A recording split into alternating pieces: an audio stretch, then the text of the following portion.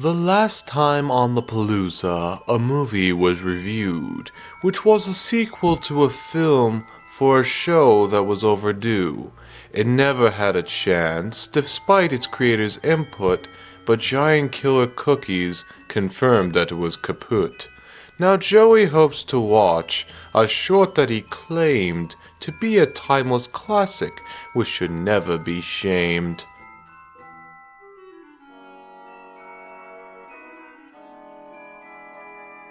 Well, after the terror of that Fairly Odd sequel, let's go ahead and look at a holiday special that's somewhat more of a classic, Rudolph the Red-Nosed Reindeer.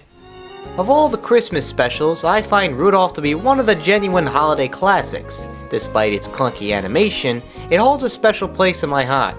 I love the characters and story, as well as the humor, which surprisingly still holds up despite its age. It's no wonder why dozens of holiday specials spend a lot of time homaging this special. Ray, I was thinking, I don't think I really want to be an elf. Really? What do you want to be? A dentist. You've seen too many Christmas specials, Pinky. Who knows, maybe this'll be the special to relieve me of my funk. So let's dive in. Oh, wait a minute, this isn't Rudolph. This is some awkward Korean animated crap made to look like it. So what do we got here?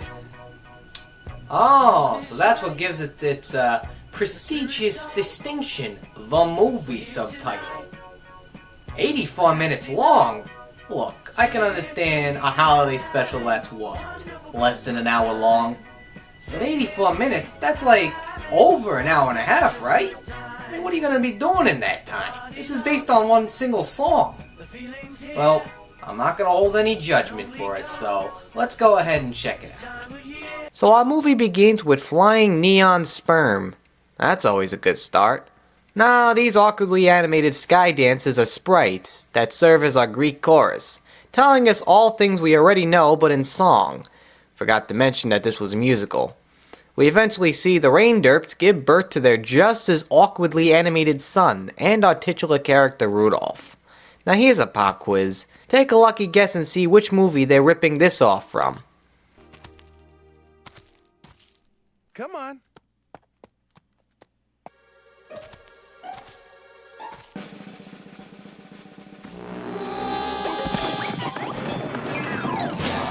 Let's only pray that they kill off a character, and then I can sleep well at night.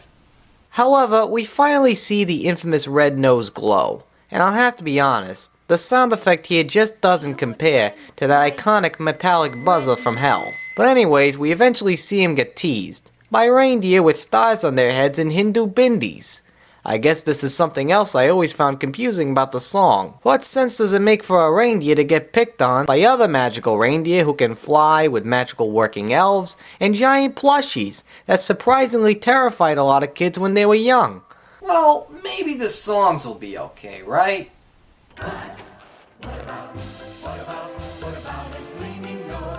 has a healthy shine. It absolutely glows. These songs suck. I may not be a musical expert or anything, but just reinstating exposition and giving it rhythm doesn't make it musically capable. Which brings up another interesting point. Is this is becoming a large ensemble musical number, then how did the other elves and reindeer see the nose or even know it glows? So we get this subplot where an evil queen, voiced by Whoopi Goldberg, gets angry that a couple of elves messed up her ice garden, threatens to close the bridge between her realm, and that's it. Santa Claus, voiced by John Goodman, mind you, says no, and she's just pissed off. I would say this plays a pretty big deal, but seeing that our movie based on Rudolph and that this subplot doesn't come back until the very end, this seems kind of shoehorned in for length. I wasn't even kidding about coming back for a pretty long time either, because we eventually see Rudolph in school. Couldn't have at least given us a proper transition to something. Are we left to assume as soon as reindeer are born, they go straight to school fully educated with the language of 7-year-olds? Well, anyways, we see more kids with strange facial designs make fun of Rudolph's not-so-strange facial design. See, that's how karma works in the North Pole. And Rudolph feels ashamed. But Santa Claus comes out of nowhere to jingle, jingle, jingle Rudolph out of his funk. Remember, Rudolph, I consider everyone in my You gotta love the transition from spoken word to song here. Don't worry, Rudolph, I'll make you feel better, but after I come back from my callback. But later on, as Santa leaves and the movie shows off its poppy soundtrack, Simply having a wonderful Christmas time. Simply having a wonderful Christmas time. we learn that Rudolph has the hots for a girl, as indicated by his nose. Oh my gosh! Don't be embarrassed. I didn't know you were there. As you watch this special, you can't help but notice that every time Rudolph's nose glows, it's when he's somewhat aroused. Okay, you're sick, movie. You are very sick.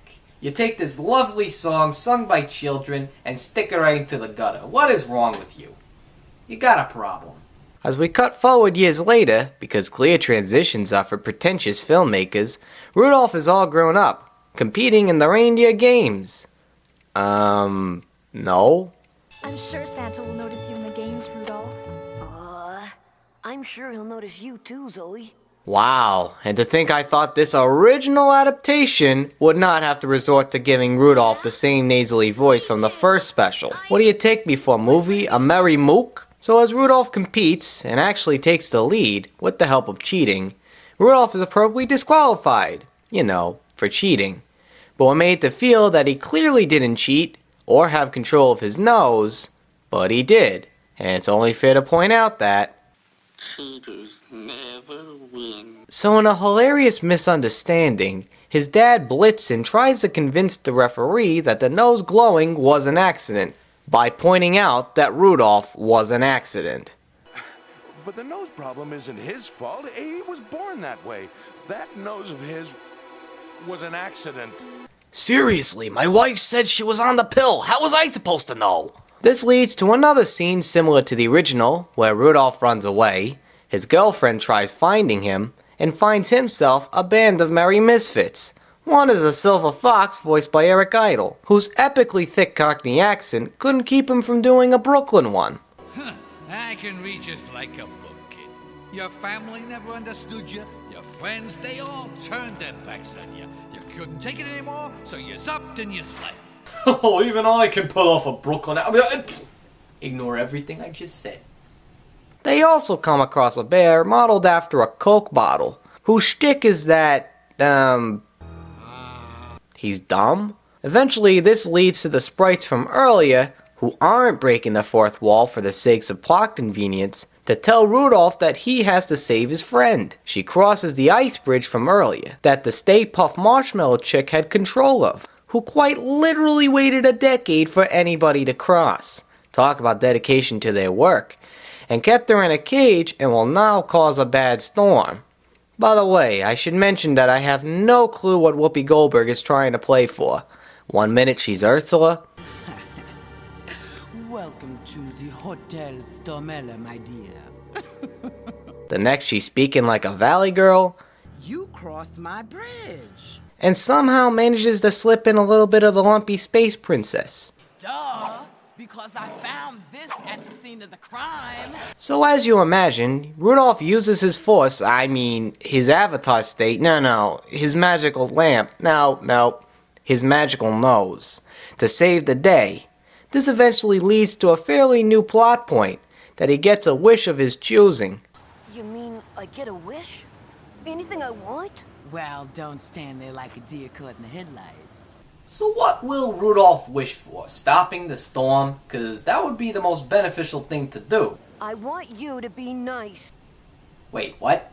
I want you to be nice. Why would you do that? Making her nice is not going to solve your problems. I want you to be nice. Yeah, Rudolph, but there's this really bad storm, and you wouldn't want to keep everybody from getting their gifts. I want you to be nice. Alright, well, I've seen this movie already, and I know how it turns out, so you make your goddamn wish, see how everything turns out, and it's all on you.